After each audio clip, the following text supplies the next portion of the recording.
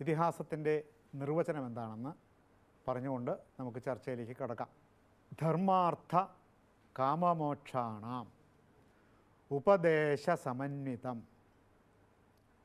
പൂർവവൃത്തം കഥായുക്തം ഇതിഹാസം പ്രചക്ഷത്തെ. ഇതാണ് ഇതിഹാസത്തിൻ്റെ നിർവചനം.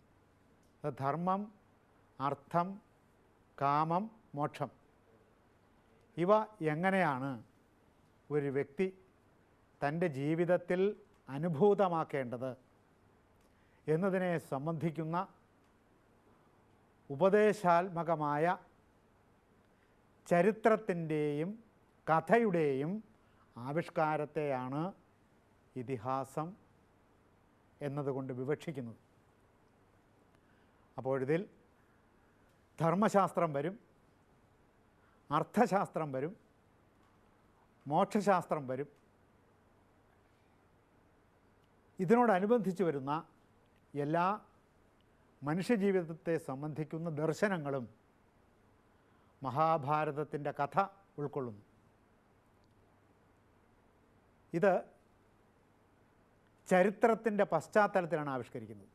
ഒരു ദേശചരിത്രത്തിൻ്റെ, ഒരു രാജ്യചരിത്രത്തിൻ്റെ പശ്ചാത്തലത്തിലാണ് ആവിഷ്കരിക്കുന്നത് എന്ന് പറയുമ്പോൾ അതാണ് പൂർവവൃത്തം. പൂർവവൃത്തം എന്ന് പറഞ്ഞാൽ ഹിസ്റ്ററിയാണ്. History of the country, history of the nation, history of the people, history of the culture, ഇതെല്ലാം അതിൽ വരും. ഇപ്പോൾ രാജ്യത്തിൻ്റെ ചരിത്രം വരും, രാജാക്കന്മാരുടെ ചരിത്രം വരും, ജനതയുടെ ചരിത്രം വരും, സംസ്കാരത്തിൻ്റെ ചരിത്രം വരും. അപ്പോൾ ഒരു രാജ്യത്തിൻ്റെ അല്ലെങ്കിൽ ജനതയുടെ സമഗ്രമായ ചിന്താമണ്ഡലത്തെയും വ്യാപാരമണ്ഡലത്തെയും ജീവിതത്തെ മുഴുവനും സാകല്യേന അവതരിപ്പിക്കുക എന്നതാണ് ഇതിഹാസത്തിൻ്റെ ഒരു ലക്ഷ്യം.